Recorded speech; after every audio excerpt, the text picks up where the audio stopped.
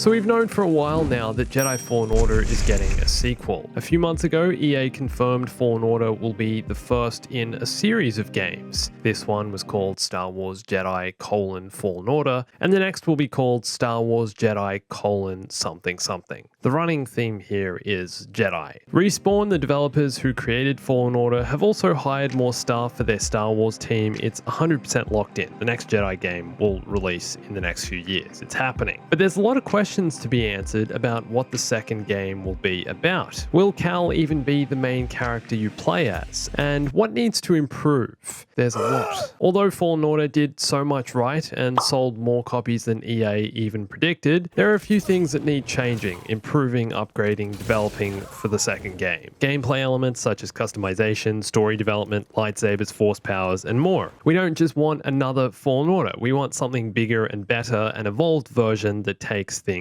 a step further. So hopefully that's what we get. Hey everyone, it's Andrew. A few months ago, I actually made a video just like this with 5 things the sequel needs to be even better. That video included things like Cal's clothing customization, true dual-wield lightsabers, and more planets. And this is a part 2 of that video, based on some stuff you guys shared in the comments, things you want to see in the game, and a couple others. So let's do this. First up, side missions and side quests. I was really disappointed the first game didn't have these. When I first landed on Dathomir and met Taron Malicos, how he's just standing there waiting for you creepily. A fellow wanderer. I see you met the resident Night Sister, but Who are you? No one to fear. What does that mean? Must it mean something? How long have you been here? I thought this was going to be the game's first side quest. You meet a stranger just hanging around in the world, and then they give you an objective to complete in your own time, something that's optional, but it wasn't to be. Of course, later in the story, Malicos reveals himself and his bare chest to Cal, Cal Kestis. and is eventually defeated in the tomb of Kujet. It's over! And when Jedi Fallen Order ends, there's nothing really left to do, except go around collecting all the lightsabers and ponchos. But this isn't all that motivating if you've already completed the story. Why do I need my lightsaber to look good if I've already finished using it? Okay, that's not fair. I've spent plenty of time in this game after finishing the story, going back and looking through the worlds, finding things I didn't see on my first run through, and also playing the combat challenges game mode. But the end game content is quite thin, and this should be where the side missions come in. Jedi Fallen Order was based on Cal traveling to all these different worlds in search of the Jedi Holocron, but he only really meets a handful of people along the way. Why not have him go on a mission with Saw Gerrera or Tarful on Kashyyyk? Or how about we get Merrin to teach Cal some magic on Dathomir? No right to our magic.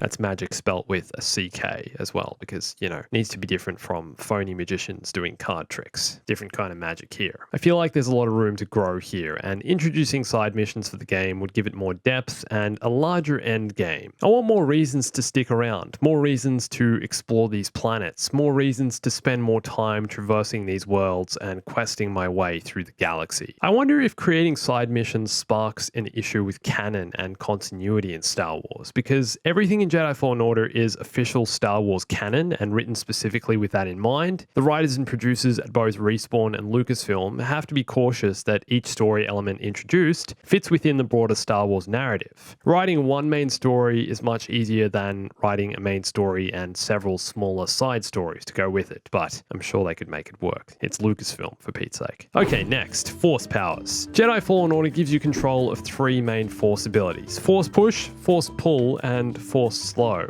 Cal also has the rare Force Echo ability, allowing him to experience an echo in the Force just by touching an object. He can basically see into the past, but apart from these, there's not much else. You can push enemies and objects away from you, either one or many, depending on when you develop your abilities on the skill tree. You can pull an enemy towards you or several all around you, and you can slow a single or multiple enemies, and combine all these force moves for some creative finishes, like force slowing a blaster shot, then force pulling an enemy towards the blaster shot, and they die. But Fallen Order feels almost stripped back in force abilities when compared to some older Star Wars Jedi Jedi games. You've kind of just got your basics. In the sequel, if you're playing as Cal, I think you'll need to learn a few new abilities to keep the game feeling fresh. How about the Jedi Mind Trick? The Revenge of the Sith game had this. Or the ability to pick up enemies and objects and move them as you please, like Starkiller in The Force Unleashed. Create more ragdoll effect. How about a Force Fury mode? Something that gives Cal extra speed. A fast flurry of slashes and takedowns, like a chain assassination, like something from Ghost of Tsushima. I guess Fallen Order has the dash strike, saber throw, and different variations of these, but it'd be cool to see these abilities evolved for the next game. Have Cal pull a Star Destroyer out of the sky using Force Pull. It's a good upgrade of this Force power. Next up, fast travel. This is something I'm not 100% convinced should be a part of these games, but I saw a few of you asking for it in the comments in that last video.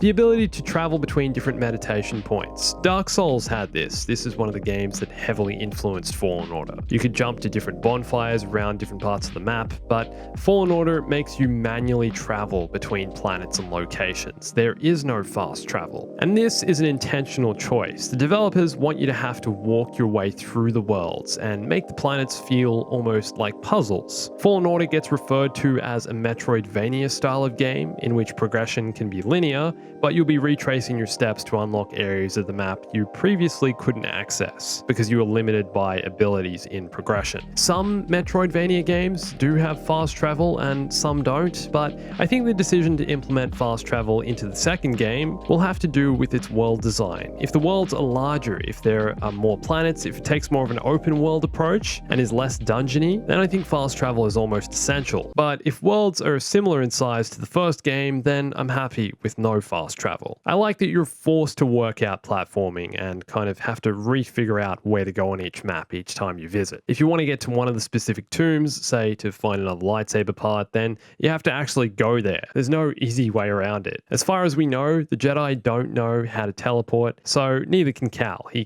can't learn how to teleport. It's canon. Lucasfilm are happy, George is happy. Okay, next up. I was really surprised about this in Fallen Order after finishing my playthrough. No one dies. No one. Apart from Trilla. Darth Vader having none of that. Avengers! But this has to be one of the most PG Star Wars stories ever. I mean, first big boss fight is probably the Ninth Sister. She kind of just disappears after you cut off her hand. Taron Malicos is buried in the tomb of Kujet, just chilling in the concrete. Both Cal and Seer face Vader, and you think Seer's dead, but no, she just comes back even madder.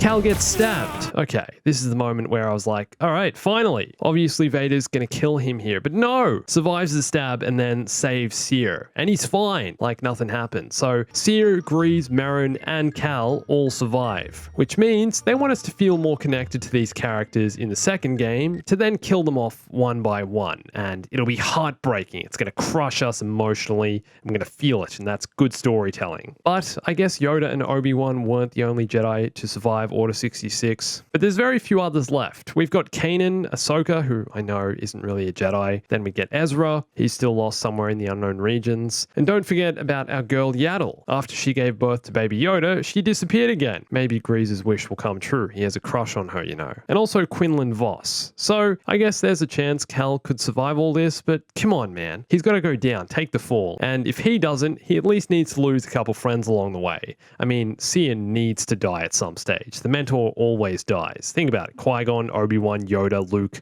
all dead after teaching their Padawans. And what about Merrin? Well, that brings me to the next topic on this list. Merrin and Cal need to get together. I mean, come on. The way they look at each other, how happy she is to see him alive when he gets back. This is certified locked in. They need to get hitched. Has to happen, man. Come on. Jedi Padawan falls in love with Dark Dathomirian Witch. Love it. And can you imagine how interesting a story element this would be for Cal? The fact that Jedi aren't allowed to fall in love, the fact he's been trained his whole life in the Jedi ways, but now that his religion of laser sword wielding monks are no more, there's conflict in him. His journey could mirror Anakin's. He sees that the Jedi are flawed, he wants to get closer to Merrin, he develops feelings. Seer doesn't approve, or he feels like he's betraying his master, and then perhaps he begins to dabble in the dark side. Anyway, eventually he kills Merrin, or Merrin dies because of his actions, and Cal is brutally wounded, forcing him to become half man, half machine, and just hate reality. If they go with this story angle, they can incorporate both the love story and the main character deaths, so There you go, that's Jedi Fallen Order 2 for you. But what do you think should happen in the second game? And what's something you want to see that needs to be improved? You can watch the part 1 of this video here, the one I mentioned earlier, with 5 other things the sequel needs to be better. And follow me on Instagram, Twitter, and join my Discord for more Star Wars gaming, and everything, my life, Mandalorian, whatever else. And thanks for watching this. My name's Andrew. I'll catch you soon. Stay bombastic.